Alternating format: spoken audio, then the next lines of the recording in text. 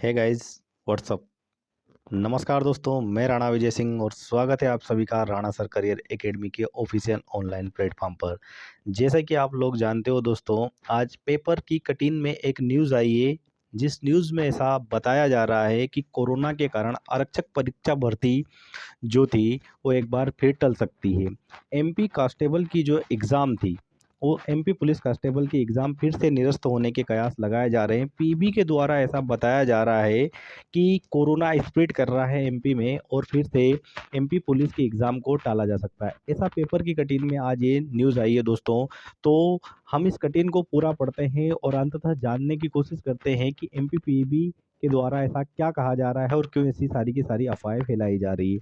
आज आज की पेपर की कटिंग में ये न्यूज़ आई है कि 8 जनवरी से शुरू हो रही पुलिस परीक्षा विभाग की आरक्षक परीक्षा पर कोरोना संक्रमण का खतरा मंडरा रहा है। ऐसे में व्यापम तीसरी बार आरक्षक परीक्षा को निरस्त कर सकता है, क्योंकि देश में कोरोना संक्रमण के प्रकरण प्रतिदिन बढ़ रहे हैं। परीक्षा के प्रवेश पत्र जारी हो चुके हैं। हालांकि आप जानते हो दोस्तों कि ये परीक्षा पिछले 2 साल पहले होना था और 2 साल से फॉर्म भरवा लिए। फॉर्म भरवाने के बाद में आवेदन हुए हैं। आवेदन होने के बाद 3 बार इस परीक्षा को रद्द कर दिया गया है और चौथी बार ये एग्ज़ाम होना थी।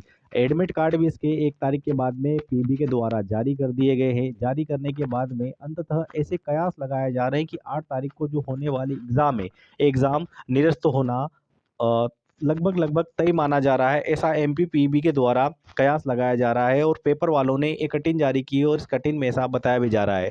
और अगर हम बात करें कि इस पूरी की पूरी एग्ज़ाम के शेड्यूल्ड की जो हम बात करें, तो इस पूरी की पूरी एग्ज़ाम में 12,17,000 लोगों ने फॉर्म फिल किया था और एडमिट कार्ड उन सारे लोगों के जारी कर दिए गए हैं 1 तारीख के बाद में। ये खुशखबरी हमारे पास निकल कर के आई थी। पीबी के द्वारा पूरा शेड्यूल जब जारी किया गया था, तो 1 महीना 11 दिन ये पूरे का पूरा एग्ज़ाम चलना था। 17 फरवरी तक एग्ज़ाम चलना था और इस 17 फरवरी तक के एग्ज़ाम की अगर मैं बात करूँ, तो एक शिफ्ट के अंदर 29,000 बच्चों का एग्ज़ाम होना था। पूरे दिन की अगर मैं 2 शिफ्टों की बात करूँ, तो 38,000 बच्चे इस एग्ज़ाम को दे रहे थे प्रतिदिन। ऐसा शेड्यूल जारी किया गया था।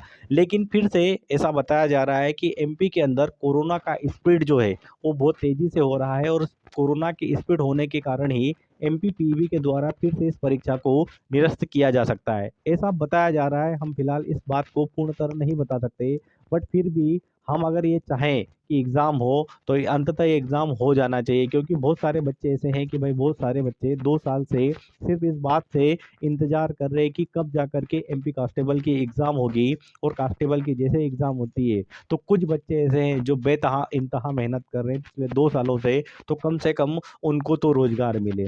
हम इस परीक्षा को देख रहे हैं कि बार-बार ये जो परीक्षा है, बार-बार सरकार के द्वारा इसको टाला जा रहा है, बार-बार इसको आगे बढ़ाया जा रहा है। अंततः 1 तारीख को हमें खुशखबरी मिली थी कि लास्ट 8 तारीख से ही 8 जनवरी 2022 से एग्ज़ाम को होना लगभग तय था। लेकिन अचानक से आज पेपर की एक कटिंग आती है और पेपर की इस न्यूज़ में ऐसा बताया गया है कि अंततः ये परीक्षा फिर से टल सकती है। तो दोस्तों, बिल्कुल भी निश्चिंत ना रहिए। सरकार क्या करेगी इस पर ना विचार कीजिए। आप तो अपनी तैयारी को कंटिन्यू रखिए। कभी ना कभी एग्ज़ाम तो होगी। अगर इस बार सरकार बहाना बनाती है, एमपीपीबी कुछ ऐसा कर रही है, तो फिर से 2 महीने 3 महीने के बाद में फिर से एग्ज़ाम तो ज़रूर होगी और ज़रूर एग्ज़ाम अगर होगी, तो आप अपना सिलेक्शन ज़रूर ले लोगे। तो आप निश्चिंत होकर के तैयारी कीजिए और अपने सपनों को साकार कीजिए। ऐसी ही छोटी-बड़ी न्यूज़ को देखने के लिए हमारे चैनल को सब्सक्राइब ज़रूर कीजिए। हम लगातार आपको एमपी कांस्टेबल की जो भी अपडेट आती रहेगी, उस अपडेट को आप तक पहुंचाते रहेंगे। अंततः मैं कुछ लाइनें आपके पास में बोलना चाहूँगा, आपको सुनाना चाहूँगा, जिससे आपका मोटिवेशन जो है, वो मोटिवेशन बढ़े और आप अपनी तैयारी को जारी रखें। तो मैं बोलना चाहूँगा, मुकाम तो मेहनत की देन है, मुकाम तो मेहनत की देन है, किसी की किस्मत बदनसीब नहीं होती और हालातों का दोष मत निकाल मेरे दोस्त। तरक्की तो वो लोग भी करते हैं जिनको रोटी भी नसीब नहीं होती, जिनको रोटी भी नसीब नहीं होती। तो आज के लिए इतना ही। बहुत बहुत धन्यवाद आपका अटेंडिंग दिस सेशन। जय हिंद, जय भारत।